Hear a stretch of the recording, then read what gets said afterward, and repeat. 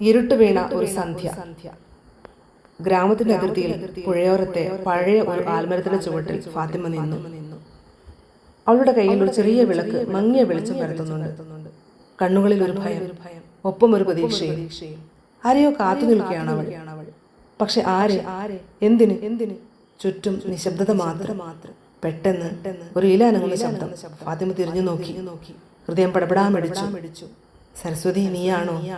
അവൾ ശബ്ദം താഴ്ത്തി വിളിച്ചു. മറുപടിയില്ല. പക്ഷേ ആ ഇരുട്ടിന്റെ മറവിൽ ആരോ ഒളിഞ്ഞു നോക്കുന്നുണ്ടെന്ന് ഫാത്തിമയ്ക്ക് തോന്നി. അവളുടെ ജീവിതത്തിലെ ഏറ്റവും വലിയ രഹസ്യം ഇനി ഒളിച്ചു വെക്കാൻ കഴിയില്ലെന്ന ഭയം അവളെ വേട്ടയാടി.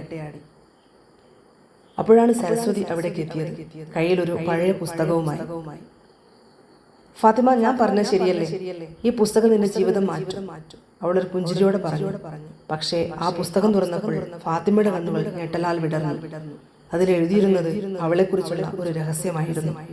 അവളുടെ കുടുംബം പോലും അറിയാത്ത ഒരു സത്യം. വർഷങ്ങൾക്ക് മുമ്പ് ഫാത്തിമയുടെ അച്ഛൻ ഒരു കടബാധ്യതയിൽ മുങ്ങി ഗ്രാമം വിട്ടുപോയിരുന്നു. ആ കടം ഇപ്പോഴും അവരെ പിന്തുടരുന്നുണ്ട്, ഒരു ഭീഷണിയായി. ആ രഹസ്യം പുറത്തറിഞ്ഞാൽ ഫാത്തിമയുടെ കുടുംബം ഗ്രാമത്തിൽ നിന്ന് ആട്ടി ഓടിക്കപ്പെടും.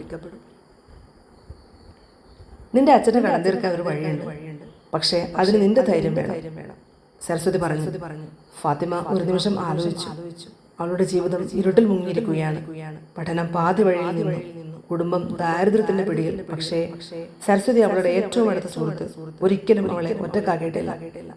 നിന്റെ കൂടെ ഞാനുണ്ട് എന്ന സരസ്വതിയുടെ വാക്കുകൾ ഫാത്തിമയ്ക്ക് ഒരു പുതിയ ഊർജം നൽകി. യഥാർത്ഥ സുഹൃത്തുക്കൾ നിന്റെ ഇരുണ്ട നിമിഷങ്ങളിൽ നിന്നെ കണ്ടെത്തി വെളിച്ചത്തിലേക്ക് നിന്നെ തിരികെ കൊണ്ടുവരുന്ന അപൂർവ മനുഷ്യരാണ് എന്ന സ്റ്റീഫൻ ആഷ്ലസിന്റെ വാക്കുകൾ ഫാത്തിമയുടെ മനസ്സിൽ മുഴങ്ങി. സരസ്വതി പറഞ്ഞ വഴി ഒരു ഗ്രാമീണ സംരംഭക പദ്ധതിയായിരുന്നു. ഗ്രാമത്തിൽ ഒരു ചെറിയ തയ്യൽ യൂണിറ്റ് തുടങ്ങാൻ ഒരു സ്വയം സഹായ സംഘം രൂപീകരിക്കുകയായിരുന്നു. സരസ്വതി തന്നെയാണ് ഫാത്തിമയെ അവിടേക്ക് കൂട്ടിക്കൊണ്ടുപോയത്. നിന്റെ കൈകൊണ്ട് തുന്നുന്ന ഓരോ തുണിയും നിന്റെ കുടുംബത്തിന്റെ ഭാവി തുന്നിച്ചേർക്കും, സരസ്വതി പറഞ്ഞപ്പോൾ ഫാത്തിമയുടെ കണ്ണുകൾ നിറഞ്ഞു. ആദ്യ ദിവസങ്ങൾ ബുദ്ധിമുട്ടേറിയതായിരുന്നു. ഗ്രാമത്തിലെ ചിലർ ഫാത്തിമയെ പരിഹസിച്ചു. കടക്കാരന്റെ മകൾ എന്ത് സംരംഭം തുടങ്ങാൻ എന്ന് ചോദിച്ചവരുണ്ട്. പക്ഷേ സരസ്വതി ഒരു പാറ പോലെ അവൾക്കൊപ്പം നിന്നു. ഓരോ ദിവസവും സരസ്വതി ഫാത്തിമയെ പ്രോത്സാഹിപ്പിച്ചു. അവളുടെ തയ്യൽ യൂണിറ്റിലേക്ക് ആളുകളെ കൊണ്ടുവന്നു. പതിയെ ഫാത്തിമയുടെ കൈവേലയുടെ മികവ് ഗ്രാമത്തിൽ അറിയപ്പെട്ടു. അവളുടെ തയ്യൽ യൂണിറ്റ് വിജയിച്ചു. കടം വീട്ടാൻ മാത്രമല്ല, കുടുംബത്തിന് ഒരു പുതിയ ജീവിതം നൽകാനും അവൾക്ക് കഴിഞ്ഞു. ഇന്ന് 2025 ജൂൺ 4 ഫാത്തിമ ആ ഗ്രാമത്തിൽ ഒരു ചെറിയ തയ്യൽ കട നടത്തുന്നു.